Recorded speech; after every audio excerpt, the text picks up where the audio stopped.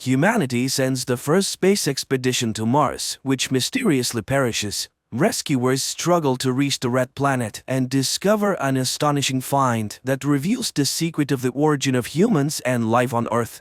I don't know what the hell we just did. A party is held at the house of astronaut Luke Graham in honor of his departure to Mars. Families of his friends and colleagues gather, and the man says goodbye to those staying behind, including his friend Jim McConnell, who had long been preparing for this flight but had to leave the project due to his wife's illness. The friends wish Luke a safe flight and remember the deceased woman. She would have been happy that the mission takes place. In 2020, the first manned expedition arrives on the red planet. Soon people discover a strange white formation near the base in the Cydonia region, which they suspect is the extrusion of a layer of water which will be useful for future human colonization. Transmitting the news of the find to the command center aboard the International Space Station, 4 crew members head to the location of the formation for further research. Arriving on site, people see a tall mountain which radar identifies as metallic. Then the astronauts begin to hear a strange low sound, but they think is just interference from their Mars rover.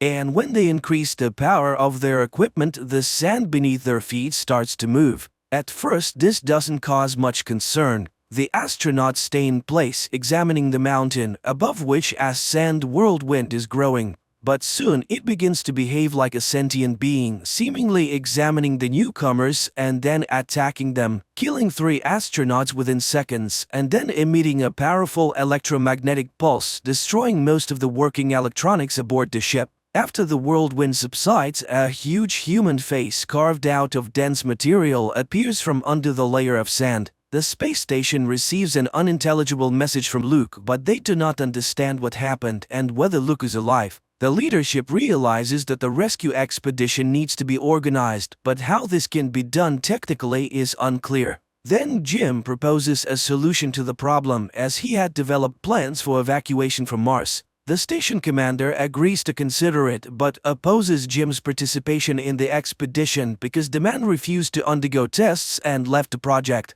Woody Blake insists on including his friend in the crew, as his refusal to go on the first flight was for a good reason. He was very worried about his wife. Moreover, it was he and his wife who studied and designed the flight to Mars. So Jim knows more about this planet than everyone else, which will undoubtedly help in the rescue mission. Hearing his arguments, the commander agrees, and the rescue ship with a team of 4 people heads to Mars. In addition to Woody and Jim, the crew includes specialist Terry Fisher, Woody's wife, and Phil Ohlmeyer.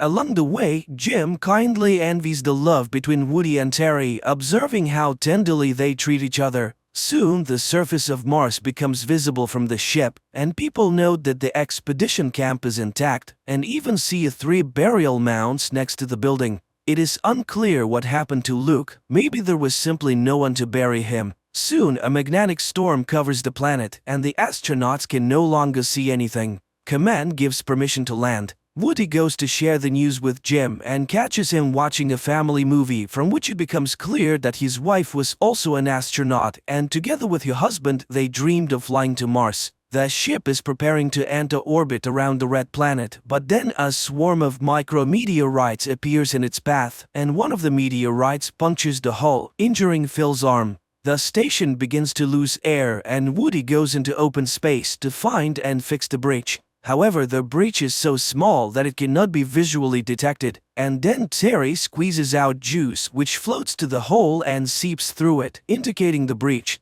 However, the crew does not notice another breach in the fuel line of one of the main engines. When the engine ignites, the fuel displaced into space explodes, destroying the ship. The crew has no choice but to quickly don their spacesuits and venture out into open space, hoping to maneuver to the supply module left in orbit from the first expedition. They find the module, but it is moving on a lower orbit than theirs, and too fast. Woody uses up all the fuel in his rocket pack to reach the module and secures a rope to it. However, he fails to stop his own flight and continues to fall towards Mars. Terry, wanting to save her husband, detaches her rope and goes after him. But Woody, realizing that if she continues to try to save him, she will face certain death, removes his helmet and perishes.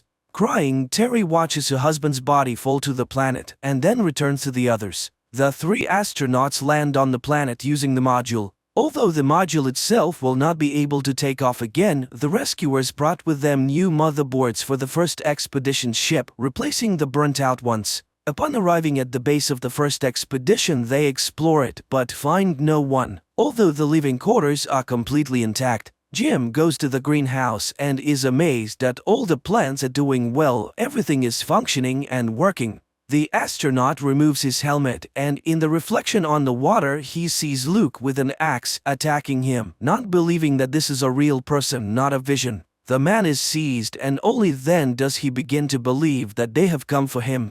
The astronauts understand that Luke is not entirely mentally stable, as he has spent more than a year on Mars in complete isolation from the world. After recovering from the sandstorm attack, he buried the deceased and began studying the strange structure.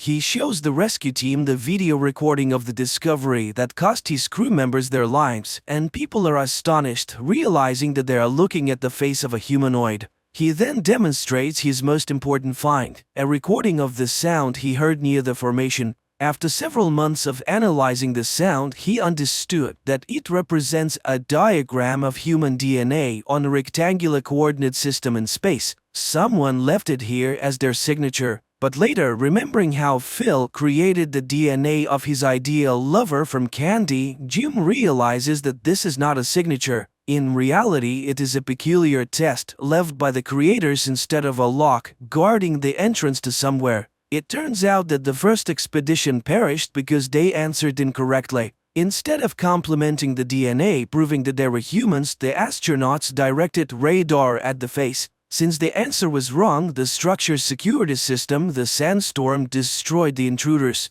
The team heads to the Sphinx, but first they send a robot and transmit a signal with the supplemented DNA through it. A bright light shines from an entrance that appears in the face. Everyone except Phil, who stays behind to fix the ship, goes to the face. Jim gives Phil the order to take off at a precisely determined time, even if they don't return. Then the people enter a white room, the door closes, and the astronauts lose contact with the ship.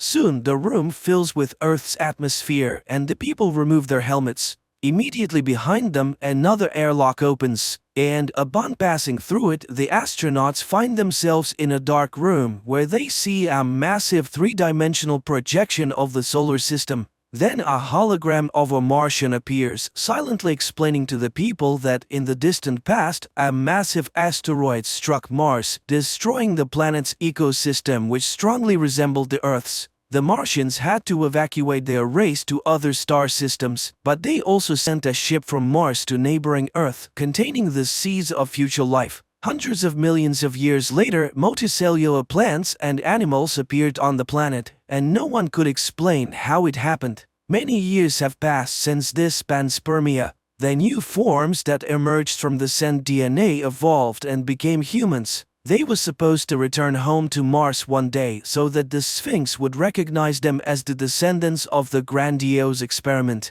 The hologram reaches out to the Earthling, conveying that they belong to the same species. The Martian hologram disappears, and in front of them opens the hatch of a spaceship, on which someone from them can fly to the new home of the Martians. At this time, Phil unsuccessfully tries to contact his friends and prepares for takeoff. The people hear his warning that the storm is getting stronger and will soon engulf the ship. They realize that they need to hurry. But Jim refuses to return to Earth when the opportunity to fly to another galaxy arises. He is sure that this is an invitation and he was born precisely to reach the new world. Jim says goodbye to his friends. Terry gives him a small rocket pendant to remember, which once belonged to Woody, and the astronauts leave. Meanwhile, Phil repeats the call, but not receiving an answer, he hesitates to press the launch button. And Jim enters a light elevator that lifts him onto the Martian ship. The two remaining astronauts barely make it back to the ship due to the sandstorm, and only because Phil, contrary to the order, delays the takeoff. Meanwhile, Jim steps onto a circle that appears before him and suddenly realizes that he can't move as water rises around him. The man braces himself for drowning and holds his breath, but then he takes a breath and starts breathing underwater. He smiles, understanding that this is a new form of life. Images of his past life flash before his eyes, and the man seems to say goodbye to everyone once again. His crew, having taken off, watches through the porthole as the Martian ship with Jim on board flies away at high speed toward a distant galaxy and wishes him a safe journey. This good, kind-hearted science fiction film that was shot many years ago does not stand out for its dynamic plot, but despite numerous scientific inaccuracies, it is interesting to watch and keeps the tension until the last seconds.